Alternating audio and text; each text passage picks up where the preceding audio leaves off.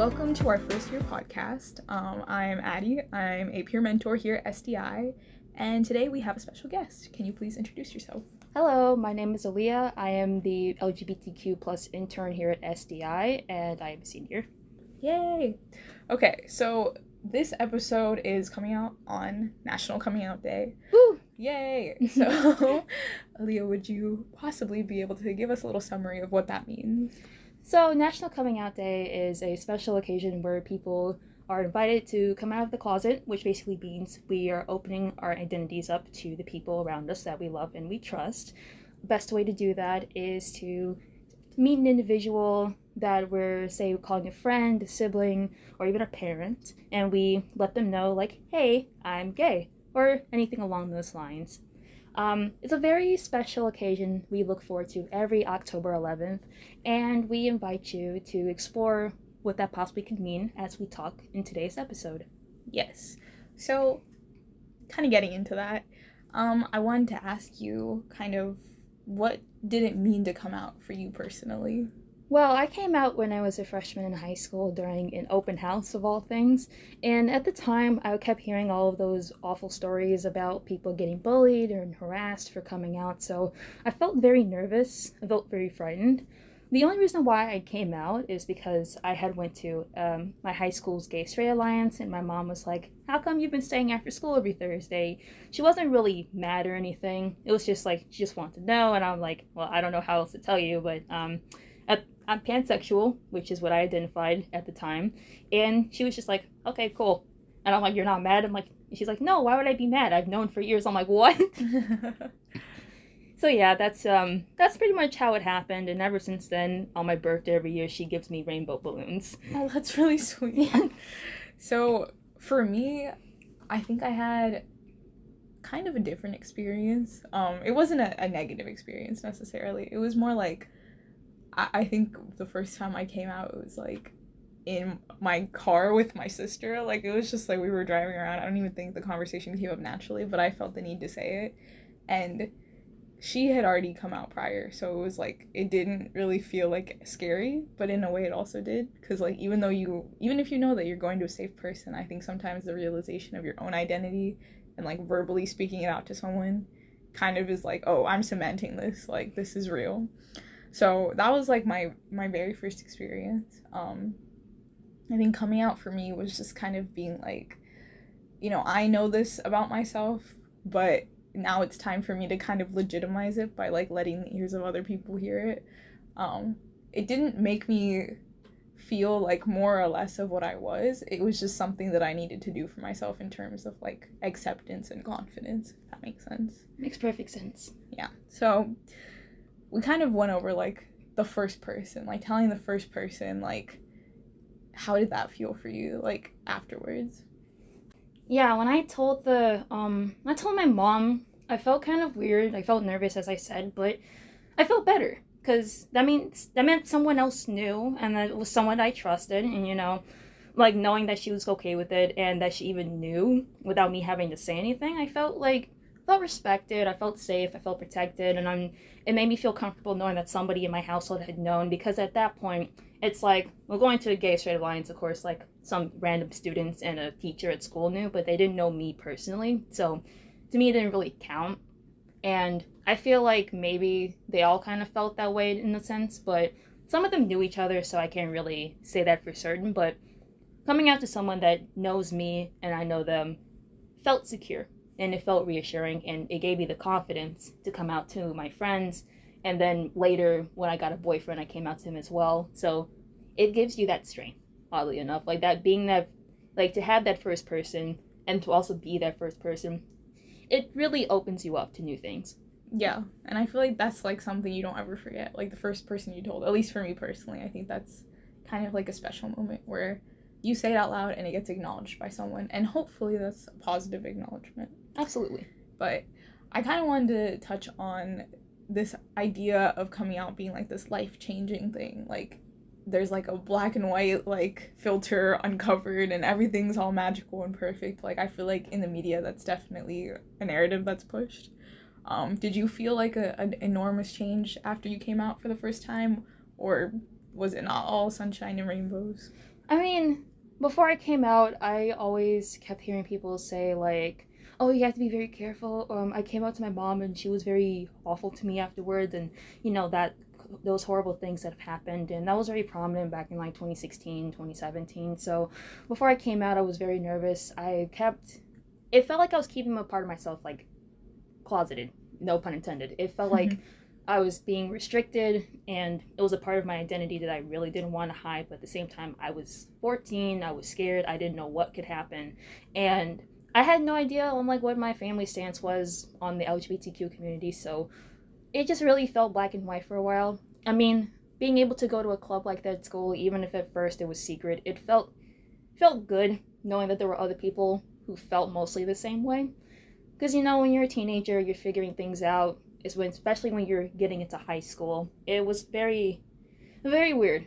It felt like a blanket was over my head in like summer heat, and then being able to come out to someone, I could finally get that breeze of fresh air. Like, it wasn't an extremely dramatic experience, but it was an experience nonetheless, and it was a good one, I must admit. Yeah, that's good to hear. I feel like for me, it was kind of like what I didn't expect was just like coming out is something you have to keep doing. Like you never just do it once and then it's over. Like one, like your identity might like change and develop and evolve over time as you grow, and two, just when you meet new people, it's something that kind of gets acknowledged at some point or the other. So I think the feeling is always good to be open about this is who I am, but I think it does become like kind of a fatigue to have to constantly like assert yourself when you don't always want to assert yourself. I don't know if you felt like that before. Oh, certainly. I mean, I've changed my identity many times over the last few years, I'm not gonna lie to you, and having to constantly like restate like who I am and like what I want to go by is very difficult, especially when people don't make that effort. Because I know sometimes I feel like I ask a lot when I tell people like, hey, I'm going by new pronouns, or I want to try a new name, or this is who I am now, like. But at the same time, it's just it would just be reassuring if people would like try to use people try to use those pronouns, and people try to use that name. Because I've known many friends who've come to me, even if we weren't the closest, they'll be like, I told my let's say father my new pronouns and he won't use them, or I told my siblings I want to go by this and they won't use my new name and pronouns, and I'm like, oh, I'm so sorry. But just know that in this space, we'll always use your pronouns. At this school, people will make an effort. So if you're not having the best luck at home, at least you'll have some luck here and you'll have support. And just hearing that you have that support goes a long way, especially since this journey is difficult and it is very continuous. To me, like, it never stops, like, no matter how old we get. So yeah, it takes a lot. It does feel tiring. It does feel like we're just swimming in like an endless ocean, but it does get better because like I'm blessed to have the people in my life that do appreciate my identity and they appreciate who I am, and I feel loved. So it just goes a long way that when someone does come out and they've done so before, just know that they're exploring themselves, and this journey is difficult. So the best thing you can do is just support them in the end. Yeah, so on that topic, like for anyone who might be listening to this episode that doesn't identify as queer or is cisgender, what sorts of things would you like from them in terms of support? Well, to keep it general, just again, try your best to respect their name and respect their pronouns, because everyone deserves to have their identity respected. I mean, like, cisgender folk, like, let's say you're a dude, you use he, him pronouns, you've used the same name since you were born. You tell people that and you want them to call you by that name. You might even have a nickname. Well, with queer people, some of them do use the same name since they were born. Others change their name for many reasons. So how you want people to respect your name, you should also give them that respect. Respect is a two-way street. It's always been said. Also, just like if people's identities might raise some question to you, it's best not to approach them in a very blunt manner. If you really would like to understand, it is okay sometimes to talk about it, but at the same time, everyone still has their boundaries. It's normal to have boundaries regardless of like how you identify, because that's just how we are. If you know any resources that you feel like might be helpful, it's absolutely okay to come to your friend and be like, hey, I know about this, I've talked to these people, they seem very helpful. That definitely goes a long way. I mean, here at SDI, we have a lot of people come in and we offer a lot of resources, and we definitely encourage you all to share them because that's what we're here for. We want to help. And then also if this is very important, by the way, but if folks might not be out at home, it's very important that we do not out them to their parents, because if they're not out to specific people, that definitely can be for a reason. So we also should respect who they're out to and who they're not out to. So going back to the name and pronouns, if they're using a different name and pronouns than how they are in another space, that could very well be for safety. So that's also important that we respect that. Mm-hmm. I think kind of this idea of asking questions is kind of tricky. I think you need to know when a question you're asking is invasive and, when it's appropriate to ask and to not ask. If you sense you're making someone uncomfortable with a question, it's probably better to back off. But I think in general, for me personally at least, I would rather have people be curious and ask me questions than kind of just like not acknowledge me at all. So yeah, I think you need to, find out whichever friend that may be coming out to you, whichever family member, like what they're comfortable and what they're not comfortable with, and then kind of move forward from there. But the fact that you're listening to this at all is kind of step one, Yeah, it's always important to read the room, and yeah, it's okay to ask. Yeah. So kind of on this topic of identity, when I feel like a lot of people that kind of haven't come out yet are wondering when's the right time to come out. How do you know when you're ready? So could you speak to your experience as to kind of when you felt ready to do so? Well, me personally, I always tell people, like, it's just weird. You just know when you're ready. There's no set time, there's no set space, there's no set person even.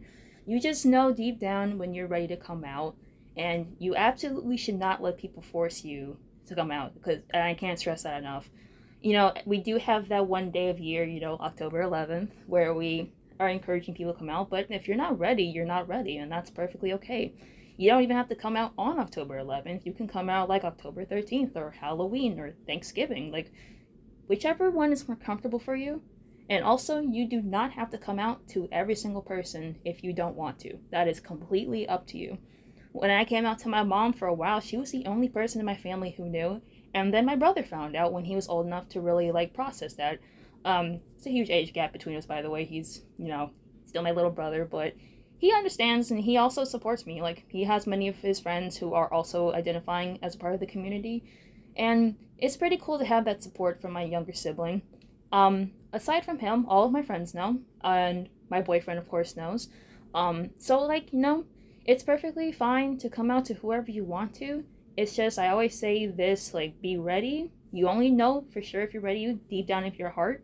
And also, come out to people that you know you can trust. Even if you're taking a shot in the dark, just be ready, Because being ready to come out isn't just about, going to tell someone. It's also, about being ready for whatever could change. Because it's possible that you're 100% certain that somebody will support you and then things don't go that way. And, it's okay. It happens. Because at the end of the day, you're trusting your instincts, you know who you can and who you can't come out to. That's unfortunately a part of the journey, but it's not your fault at the same time. We're all learning. It's a long, winding road, but that road does get bigger and brighter as the days goes on. And that's something I had to teach myself growing up, because there were a couple people I came out to that weren't as supportive as I thought they would be. And that's okay. Because at the end of the day, I'm still me. I know what I like, and I know who I am. And no one can change that. And that's something we all should keep in mind. Only we are living the life that we have. So we should definitely make the most of it. And that includes identifying and living however the hell we want, to put it quite simple. I agree. I think for me personally, when I kind of knew that I was ready to come out, it felt like the words were just as trying to escape out of me. I didn't have a choice anymore. It was just something that was waiting to burst out. Which kind of sounds dramatic, but what it really was just I was itching to tell someone. Because at some point it's you don't want to stop. You don't want to live inauthentically to yourself. For me, it was I needed to be able to put it out into the world. So that was kind of the point when I quote unquote knew I was ready. But you bring up a really good point about this idea to come out or to not come out. I think especially in kind of Western culture, coming out is this idea that like you have reached like peak queerness or peak whatever. Like it's kind of considered like, okay, now you're a legitimate queer person or whatever, which I think that narrative is kind of problematic. Would you agree? Yeah, I don't think there should be like caps on how queer you are based on what you said and done. It's kind of weird, honestly. And also, it just kind of, part of me feels like it kind of goes against like all the history we've been building up to this point. Like there shouldn't be like an Olympics for how queer you can be. You know, that's not really being welcoming. We're trying to push for diversity, inclusion. We want everyone to feel welcome, and we don't want them to be like rejected or neglected because they haven't done a certain thing. Like if you haven't come out to anyone but your safe space, that's perfectly fine. There's nothing wrong with that. You don't owe anyone like an explanation about how you identify. That is your business at the end of the day. Especially like when it comes to families. Like, you know, we not all of us like are the coolest with our families, and that's fine. So if you don't come out to them, there's nothing wrong with that. I never really understood why there has to be like a certain queer achievement to hit just to be like, you know, like fully queer. You know, that doesn't really make sense to me. Exactly. No one has to legitimize your queerness except for yourself. Like, you just, if you feel like you're queer, then you are. That's all the reassurance that you need. But yeah, I agree. I think that also safety kind of comes in different ways. For example, like, obviously, if your physical safety is threatened, if you feel like you're gonna get kicked out of a home, any of those sorts of things, like, yeah, it's completely understandable why you wouldn't want to tell family members. But outside of that, just for me personally, I think, you know, my identity has changed in a few different ways throughout the years. And the ways that I would identify as before, like, I definitely get a different reaction than the way I identify now.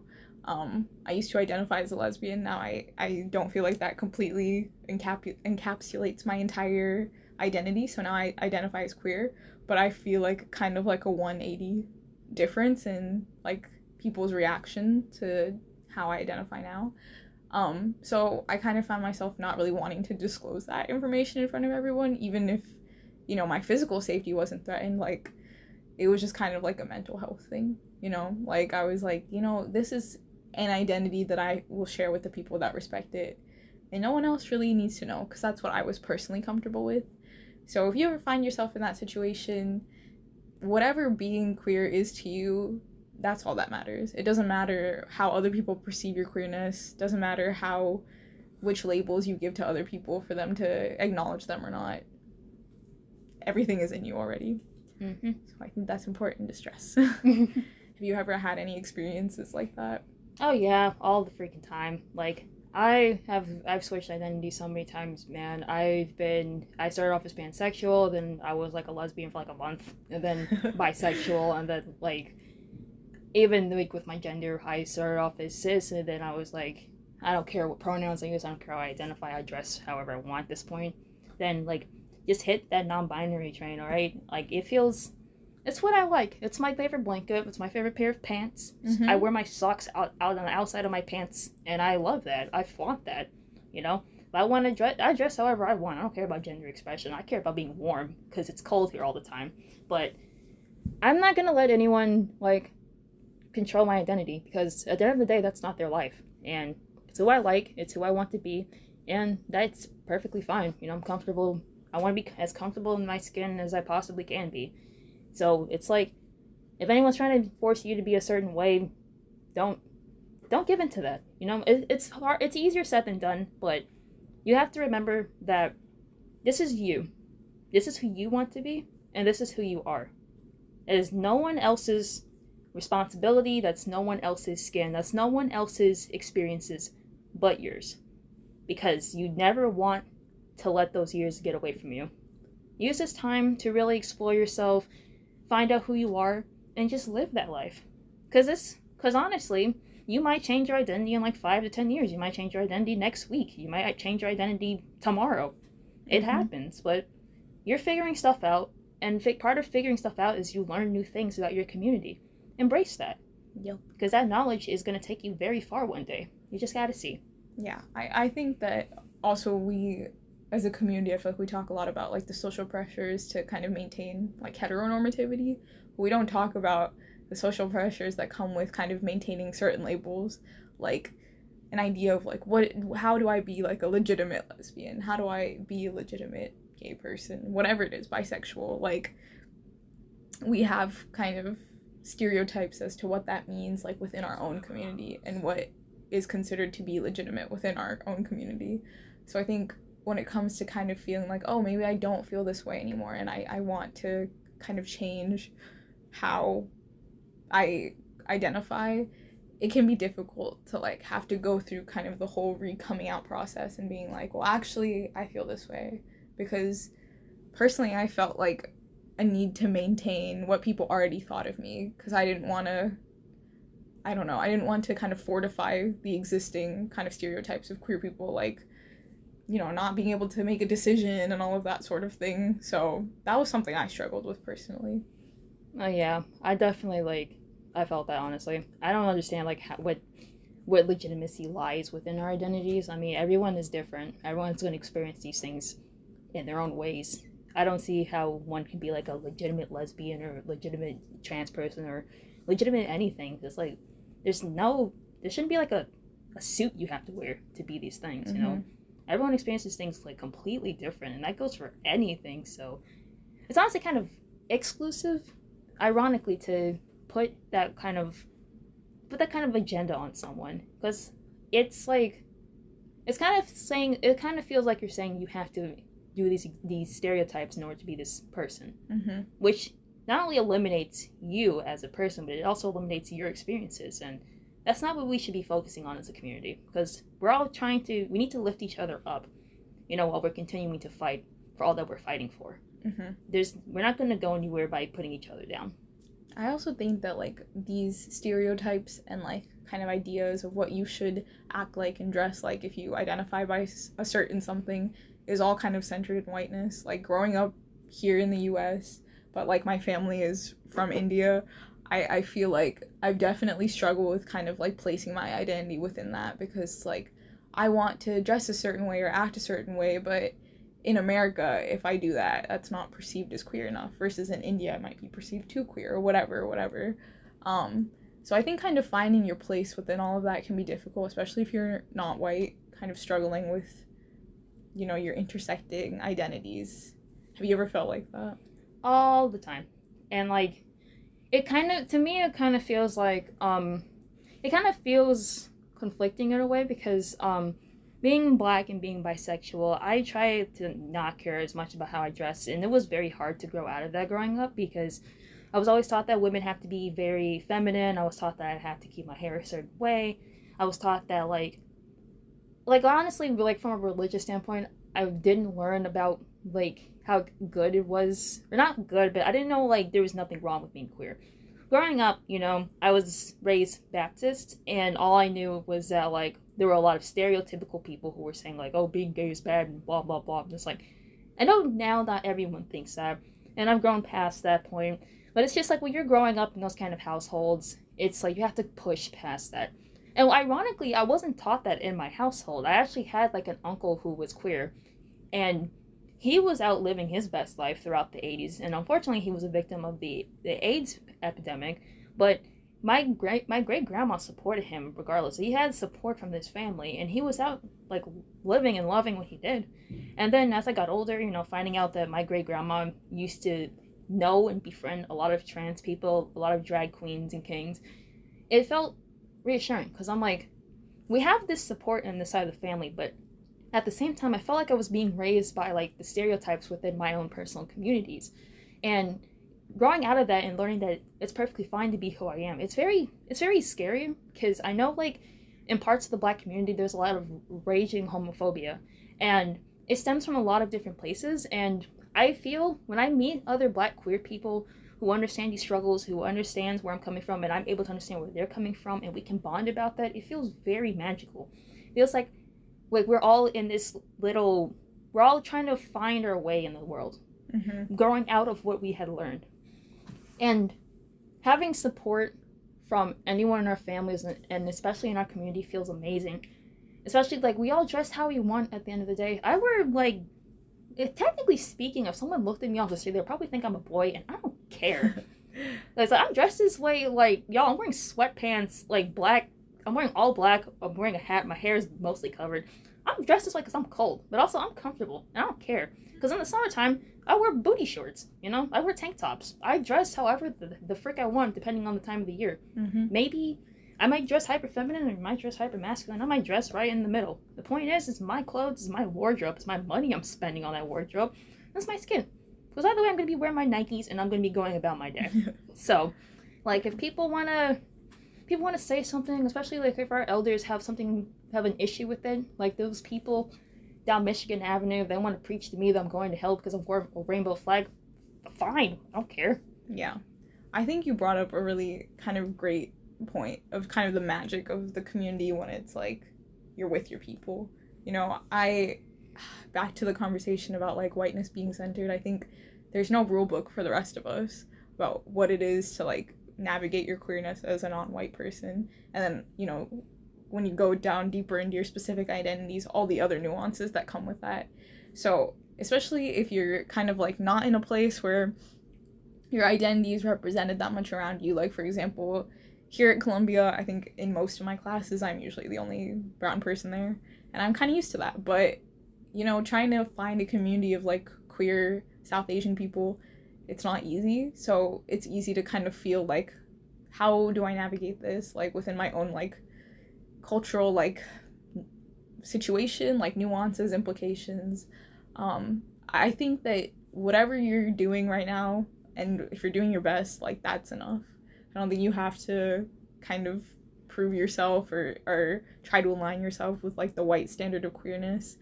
For example, like I feel very like passive about coming out, if that makes sense. Like the way my parents found out was just me filling out my application for Columbia, and it was one of the questions. Like I never told them directly. They just saw it and they're like, "Oh, is this true?" And I was like, "Yeah." And they're like, "Okay." Like it's kind of how I go about my life now. Because for me personally, like out of like the hierarchy of my identity, being Indian is always above being queer. That's just like a personal thing.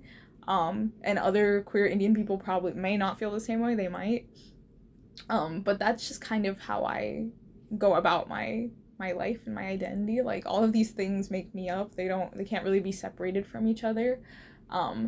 But I think kind of like the Western idea of pride can be like destructive to some people. So it's good to be able to examine that. And whatever you're doing to survive in whatever circumstance you're in, that's legitimate. It doesn't have to be this like perfect like storybook picture, like these like movies that we see where like this person comes out and everyone loves them and it's all perfect. Like if that's not your life, that's okay. That doesn't make you any less queer or any less legitimate than the person in that movie or the people in real life who have those experiences. So Aaliyah, being our LGBTQ plus intern at SDI, what kind of resources would you say that people kind of maybe struggling with whether it's the right time for them to come out, how to do so, if, you know, at home things don't go so well when they do so, what they can do here at SDI? What would you say are resources they could reach out to? Here at SDI, we have 3 awesome pro staff members that would definitely be able to help you. Like, you can come to them or you can come to us student workers. We have our experiences both here at Columbia and here at SDI, and we definitely would be willing to help you. Like, in terms of coming out, I personally have been, like, helping with the SDI website where we post all of our resources for both here at Columbia and all over the city. What a lot of people don't know about Chicago is that it's a very queer city, like, really queer. We're, like, one of the historical cities. And we have a few neighborhoods up north, specifically North Halsted, also maybe known as Boys Town. And that's actually where the Pride Parade is hosted every year, and it's a pretty queer neighborhood. We have Center on Halsted. We have plenty of resources all throughout the city that a lot of people don't know about, that I personally have been like helping to gather to let folks know here, especially when we're making like posts. I actually just made a post like a few days ago about like LGBTQ History Month resources, because like not a lot of people know that it's also that's also this month. So we definitely want to make sure that like everyone here has access to all of those things. We have Leather Archives and Museum. It's a museum up north that showcases like the history of BDSM. We have Gerber Hart Library and Archives, Broadway Youth Center, Brave Space Alliance. We have plenty of resources in the city that we definitely invite folks to look into, because even if their resources are just like overall like helping you, you're still part of the community that they want to help. They'll definitely help you in terms of coming out. They'll help you in case coming out doesn't go well. We'll help you in case coming out doesn't go well. You can definitely come talk to us anytime. We actually like, we really care. We care a lot about you all. You guys mean a lot to us. We love it when you come to our space. We love it when you go to the rack. We love it when you come get coffee. We just love that you come here, because at the end of the day, we want to make sure everyone here has a safe space, and that safe space is going to have resources that you can reach out to. And if you go to our website, we definitely like hold those resources dear, and we want them there so y'all know that you're not alone. Because that's the last thing any queer person needs to feel, is that they're alone in this world, because absolutely is not true. Because, we're going to say right now, we love you guys. We love all of our listeners. Even if you don't know who we are, we don't know who you are. Sometimes people just need to hear that. So, if you are coming out and it doesn't go well, that's perfectly fine, because as Addie said, that doesn't make you any less queer. We're here to help, and we're open like Monday through Friday, 10 to 6, and we love you guys, We do. We love you guys. We love you if you aren't out, if you are out, if you're figuring out your sexuality, if you're really confident about your sexuality, whatever it is, we're here. You'll definitely find people at Columbia to, make community with, make friends with, including us. So absolutely. Come over to STI if you ever want to talk about anything. But thank you so much, Aaliyah, for coming onto this episode. I really appreciate having you here. I hope that you guys can check out the resources that were mentioned. Happy Coming Out Day. Happy Coming Out Day. Yay. And also, like, last thing to add, I host, like, monthly LGBTQ socials, so if you want to come around and, like, meet other queer people, I definitely invite you to do that as well, because a lot of people have been making friends with these socials. And plus, we give you free food. Who doesn't love free food? But, yeah, we're here for you guys. Yep. Thank you for having me, Addie. Of course. Once again, happy National Coming Out Day to everyone listening to our podcast. Much love. Thank you.